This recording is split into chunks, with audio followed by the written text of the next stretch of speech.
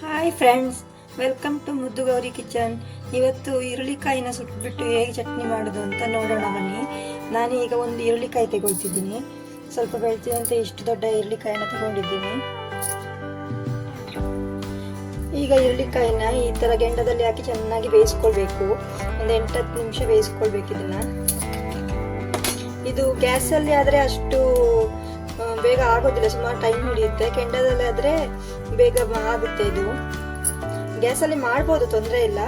ಆದರೆ ಇದು ಕೆಂಡದಲ್ಲಾದರೆ ಬೇಗ ಇದಾಗುತ್ತೆ ಅಂತ ಅಷ್ಟೇ. ಈರುಳ್ಳಿಕಾಯಿನ ಈಗ 1-2 ನಿಮಿಷ ಆದಮೇಲೆ ಒಂದು ಸ್ವಲ್ಪ ಆ ಕಡೆ ಈ ಕಡೆ ಮಗ್ಸಿ ಹಾಕೋಬೇಕು. ಆಗ ಎಲ್ಲ ಕಡೆ ಬೇಗ ಬೇಯುತ್ತೆ. ಒಂದೇ ಕಡೆ ಬೇಯಿಸ್ಕೊಳ್ಳೋದು ಬೇಡ, ಎಲ್ಲ ಸುತ್ತ ಬೇಯಿಸ್ಕೊಳ್ಳೋಣ.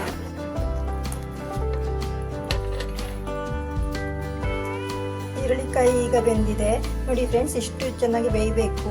ಇದು ಬಿಸಿ ಆರಿದ ನಂತರ ಇದ್ರ ಸಿಪ್ಪೆ ತಗೊಳ್ಬೇಕು. ಈಗ ಸ್ವಲ್ಪ ಬಿಸಿ ಇದೆ, 1-2 ನಿಮಿಷ ವೇಟ್ ಮಾಡಿ ಆರಿದ ನಂತರ ಸಿಪ್ಪೆ ಚೆನ್ನಾಗಿ ಬಿಡಿಸ್ಕೊಳ್ಳೋಣ ಇದನ್ನ. ಈಗ ಈರುಳ್ಳಿಕಾಯಿ ಬಿಸಿ ಆರಿದೆ. ಈ ಥರ ಈಗ ಸಿಪ್ಪೆ ತಗೊಂಡಿದ್ದೀನಿ.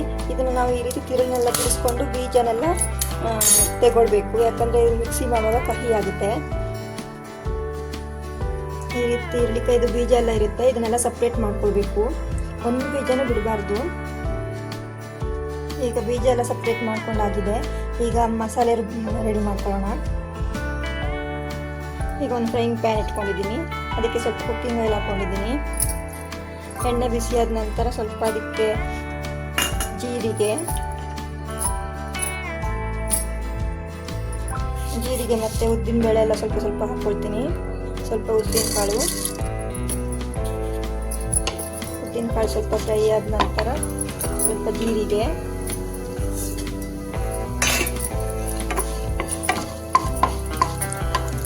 ಒಂದು 2-3 ಎಲೆ ಕರಿಬೇವಿನ ಸೊಪ್ಪು,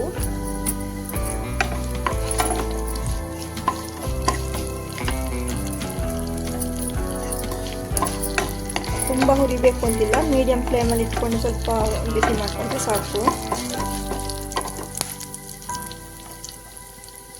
ಈ ಚಟ್ನಿ ಫ್ರೆಂಡ್ಸ್ ಬಾಣಂತಿಯರು ಇರ್ತಾರಲ್ಲ, ಅವ್ರಿಗೆ ಕೊಟ್ಟರೆ ತುಂಬ ಒಳ್ಳೆಯದು ಅಂತ ಹೇಳ್ತಾ ಇರ್ತಾರೆ ನಮ್ಮ ಅಮ್ಮ ಮತ್ತು ಅತ್ತೆ ಎಲ್ಲ. ಈಗ ಸ್ವಲ್ಪ ಸಾಂಬಾರು ಹಾಕ್ಕೊಳ್ತಾ ಇದ್ದೀನಿ. ನಾನಿಲ್ಲಿ 3-4 ಜನಕ್ಕಾಗೋಷ್ಟು ಮಾಡ್ತಾ ಇದ್ದೀನಿ, ಹಾಗಾಗಿ ಸ್ವಲ್ಪ ಸ್ವಲ್ಪ ತಗೊಳ್ತಾ ಇದ್ದೀನಿ. ನೀವು ಜಾಸ್ತಿ ಮಾಡೋದಿದ್ರೆ ಕ್ವಾಂಟಿಟಿ ಜಾಸ್ತಿ ಹಾಕ್ಕೊಳ್ಬೋದು. ಈರುಳ್ಳಿಕಾಯಿ 2 ಬೇಯಿಸ್ಕೊಳ್ಬೋದು. ಇದನ್ನು 1-2 ನಿಮಿಷ ಚೆನ್ನಾಗಿ ಫ್ರೈ ಮಾಡ್ಕೊಳ್ಳೋಣ.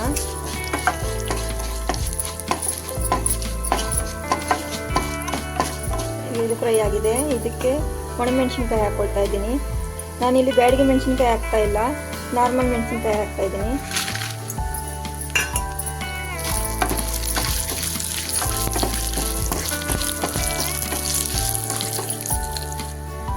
ಈಗ ಇದಕ್ಕೆ 1 ಕಪ್ ತೆಂಗಿನ ತುರಿ ಹಾಕ್ಕೊಳ್ತಾ ಇದ್ದೀನಿ.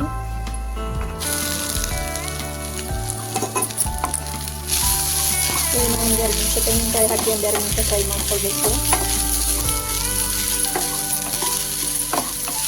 ಹಸಿಯಾಗೂ ಮಾಡ್ಕೊಳ್ಬೋದು, ಆದರೆ ಒಂದ್ಸಲ ಹಾಳಾದರೆ ಕಷ್ಟ ಅಲ್ಲ. ಇದಾದರೆ ಹಾಳಾಗೋದಿಲ್ಲ, ಬೇಗ ಸಂಜೆ ಹಿಡ್ಬೋದು. 1-2 ನಿಮಿಷ ಫ್ರೈ ಮಾಡ್ಕೊಳ್ಳೋಣ. ಈಗ ಇದಕ್ಕೆ ಸ್ವಲ್ಪ ರುಚಿಗೆ ತಕ್ಕಷ್ಟು ಉಪ್ಪು ಮತ್ತು ಸ್ವಲ್ಪ ಬೆಲ್ಲ ಅಂದರೆ ಸ್ವಲ್ಪ ಈರುಳ್ಳಿಕಾಯಿ ಸ್ವಲ್ಪ ಕಹಿ ಇರುತ್ತಲ್ವಾ, ಹಾಗಾಗಿ ಸ್ವಲ್ಪ ಬೆಲ್ಲ ಹಾಕ್ಕೊಳ್ತಾ ಇದ್ದೀನಿ.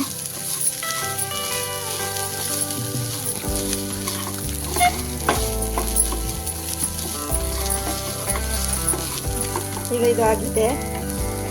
ಒಂದು 5 ನಿಮಿಷ ಆರ್ಲಿಕ್ಕೆ ಬಿಡೋಣ. ಈಗ ಮಸಾಲೆನ ಮಿಕ್ಸಿ ಜಾರಿಗೆ ಹಾಕೊಂಡಿದ್ದೀನಿ. ಅದನ್ನ 1-2 ರೌಂಡ್ ಮಿಕ್ಸಿ ಮಾಡ್ಕೊಳ್ಳೋಣ.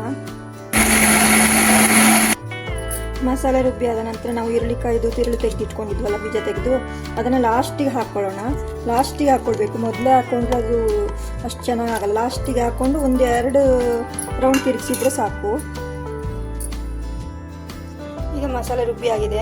ಇದನ್ನು ಒಂದು ಬೌಲಿಗೆ ಹಾಕ್ಕೊಂಡು ಇದಕ್ಕೆ ಒಂದು ಒಗ್ಗರಣೆ ಮಾಡ್ಕೊಳ್ಳೋಣ.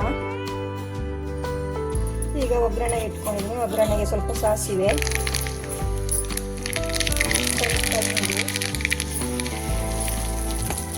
ಮತ್ತು ಸ್ವಲ್ಪ ಗೆದ್ದಿಟ್ಕೊಂಡಿರುವಂಥ ಬೆಳ್ಳುಳ್ಳಿ. ಇದಕ್ಕೆ ಬೆಳ್ಳುಳ್ಳಿ ಹಾಕಲೇಬೇಕು.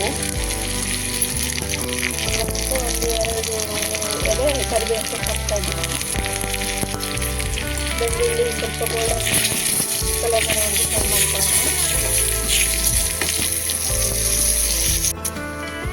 ಈಗ ಇದು ಆಗಿದೆ. ಈಗ ಇದನ್ನ ಈ ಮಸಾಲೆಗೆ ಹಾಕ್ಕೊಳ್ತೀನಿ, ಒಗ್ಗರಣೆ ಹಾಕ್ಕೊಳ್ತಾ ಇದ್ದೀನಿ. ಈಗ ಟೇಸ್ಟಿ ಆದಂಥ ಈರುಳ್ಳಿಕಾಯಿ ಚಟ್ನಿ ರೆಡಿಯಾಗಿದೆ. ಇದನ್ನು ಅನ್ನದ ಜೊತೆ, ಚಪಾತಿ ಜೊತೆ, ರೊಟ್ಟಿ ಜೊತೆ ಎಲ್ಲ ತಿನ್ಬೋದು. ಈ ರೆಸಿಪಿ ಇಷ್ಟ ಆದರೆ ನೀವು ದಯವಿಟ್ಟು ಸಬ್ಸ್ಕ್ರೈಬ್ ಮಾಡಿ, ಶೇರ್ ಮಾಡಿ, ಲೈಕ್ ಮಾಡಿ. Thank you.